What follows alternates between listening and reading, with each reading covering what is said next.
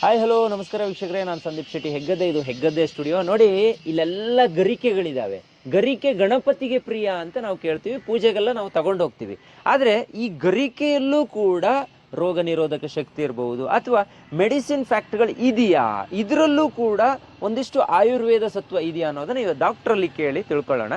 Sir, ಇದ್ರ ಬಗ್ಗೆ ಹೇಳಿ. ಇವತ್ತು ಈ ಗಿಡದ ಬಗ್ಗೆ, ಈ ಸಣ್ಣ ಹುಲ್ಲು ಕಡ್ಡಿಯ ಬಗ್ಗೆನೇ ನಾವು ಇವತ್ತು ಮಾಹಿತಿಯನ್ನ ಕೊಡೋಣ. ಇದೇ ಗರಿಕೆ ಹುಲ್ಲು, ಹೇಳಿ ಡಾಕ್ಟ್ರೆ. 21 ಗರಿಕೆ ತಗೊಂಡು ಗಣಪತಿಗೆ ಇರಿಸ್ತೀರಾ? ಹೌದು. ಇನ್ನೊಂದು 21 ತಗೊಳ್ಳಿ.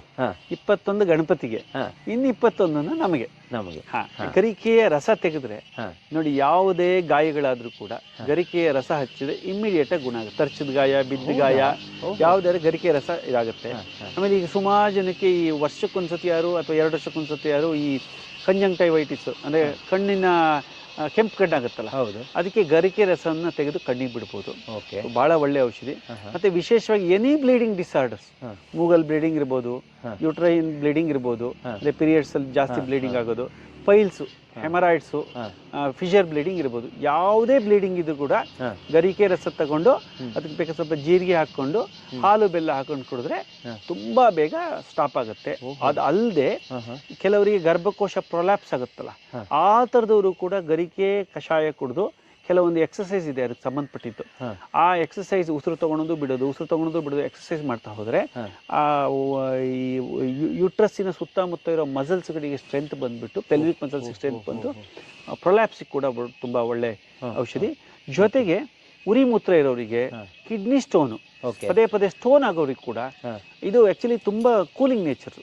ಸೊ ಸ್ಟೋನ್ ಇದ್ದವರಿಗೂ ಕೂಡ ಗರಿಕೆ ಕಷಾಯ ಮಾಡಿ ಕುಡಿಬೋದು. ಆಮೇಲೆ ಕೆಲವೊಮ್ಮೆ ಈ ನೆಫ್ರೋಟಿಕ್ ಸಿಂಡ್ರೋಮು ಅಥವಾ ಕ್ರಾನಿಕ್ ರೀನಲ್ ಫೇಲ್ಯೂರಲ್ಲೂ ಕೂಡ ಸಪೋರ್ಟಿವ್ ಆಗಿ ಗರಿಕೆ ಕಷಾಯವನ್ನು ಕುಡಿಬಹುದು. ಇಷ್ಟು ಒಳ್ಳೆ ಔಷಧಿ ಗರಿಕೆ, ತುಂಬಾ ಒಳ್ಳೆಯದು. ಸೊ ಇದನ್ನ ಪ್ರತಿನಿತ್ಯ ಅಲ್ದಿದ್ರು ಅಟ್ಲೀಸ್ಟ್ ವಾರಕ್ಕೆ 1 ದಿನ ಕುಡಿದ್ರೆ ನಮ್ಮ ದೇಹ ಎಲ್ಲ ಶುದ್ಧಿ ಮಾಡುತ್ತೆ. ಈಗ ಅರ್ದು ಕುಡಿಯೋದ? ಏನಿಲ್ಲ, ಸಣ್ಣ ಹೆಚ್ಚಿಬಿಟ್ಟು ಜಜ್ಜಿ ಅಥವಾ ಮಿಕ್ಸಿಗೆ ಹಾಕಿ ಇದು ಮಾಡಿ ಒಂದು 30 ml 30 ml ಗರಿಕೆ ಕಷಾಯ ಕುಡೀರಿ. ಅದಕ್ಕೆ ಆಕ್ಚುಲಿ ಜೀರಿಗೆ ಬೆಲ್ಲ ಹಾಕೊಂಡ್ರೆ ರುಚಿ ಕೂಡ ಚೆನ್ನಾಗಿರುತ್ತೆ. ಸೊ ಕೆಲವೊಂದು ಔಷಧೀಯ ಗುಣ ಇದೆ, ಸಾಮಾನ್ಯ ಎಲ್ಲಾ ಕಡೆನೂ ಬೆಳೆಯುತ್ತಿದೆ. ಆಹಾರ ಔಷಧ ಆ ಥರ ಕೆಲವೊಂದಷ್ಟು ನಾವು ಔಷಧಿ ಸಸ್ಯಗಳನ್ನ ಆಹಾರವಾಗಿ ಬಳಸಬೇಕು. ಹೌದು, ಕರೆಕ್ಟ್.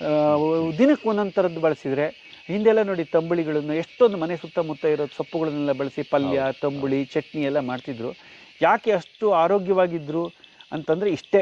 ಹಿಂದೆ 70 ವರ್ಷ 80 ವರ್ಷ ಗಟ್ಟಿಯಾಗಿದ್ದರು. ಈಗ ಯಾಕೆ ಇಷ್ಟು ಬೇಗ ಕಾಯಿಲೆ ಬರುತ್ತೆ, ಬೇಗ ಬೇಗ ಈ ದೊಡ್ಡ ಕಾಯಿಲೆಗಳು, ಕ್ಯಾನ್ಸರ್ ಇರ್ಬೋದು ಅಥವಾ ಹಾರ್ಟ್ ಅಟ್ಯಾಕ್ ಇರ್ಬೋದು, ಡಯಾಬಿಟಿಸ್ ಇರ್ಬೋದು, ಯಾಕೆ ಅಂತಂದರೆ ನಾವೆಲ್ಲ ನ್ಯಾಚುರಲ್ ಆಗಿ ಬದುಕೋದನ್ನು ಬಿಟ್ಬಿಟ್ಟಿದ್ದೀವಿ. ಎಸ್ ಇವತ್ತಿನ ವಿಡಿಯೋದಲ್ಲಿ ಗರಿಕೆ ಬಗ್ಗೆ ನಿಮ್ಗೊಂದು ಮಾಹಿತಿಯನ್ನು ಕೊಟ್ಟಿದ್ದೀನಿ. ಇದೇ ಥರ ಗಿಡಗಳ ಬಗ್ಗೆನೇ ವಿಶೇಷವಾಗಿ ಮಾಹಿತಿಯನ್ನು ಕೊಡ್ತಾ ಹೋಗ್ತೀವಿ.